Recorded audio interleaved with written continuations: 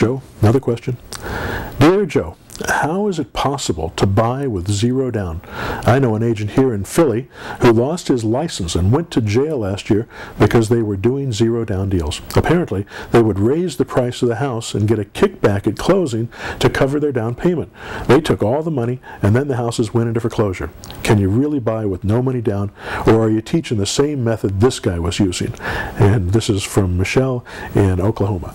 Well, Michelle, what he's doing is illegal, and he's committing loan fraud because he's lying to the lender. He's raising the price of the value of the house, which is harder to do these days because there's a lot more scrutiny for appraisers. But still, it's possible, and especially when the markets change, those types of things can happen. But they're also getting new loans on the property, so they're getting loans, then they're pulling money back out. They're creating shadow seconds.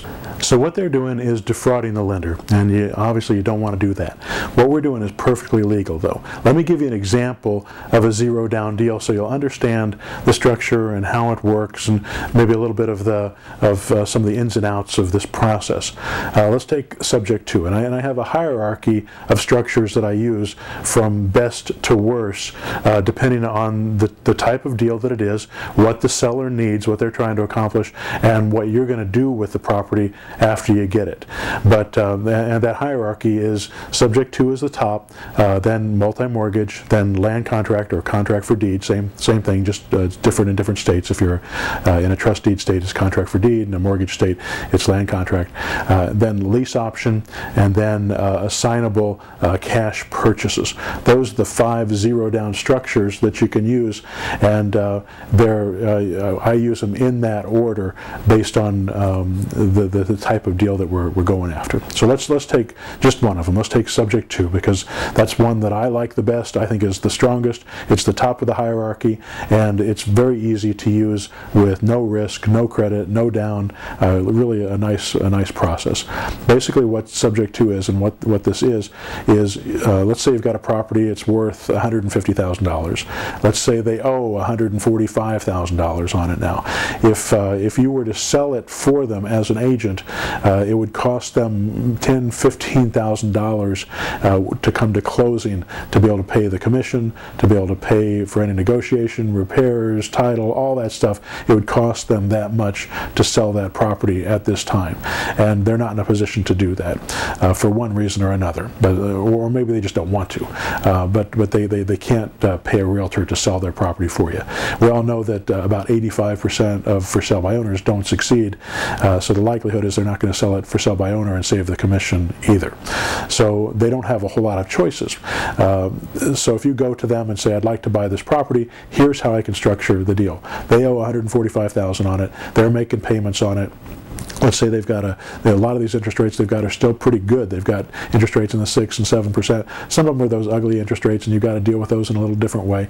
But most of these properties out there that people need to sell, that can't sell, that don't have the equity, they have decent interest rates, so you can take over this property. And there's a lot of things that you can do with it, but the way you're going to take it is you're going to have them deed you the property. Now, you're not qualifying for the loan, you're not applying for the loan, you're not pulling your credit, you're not giving them any down payment.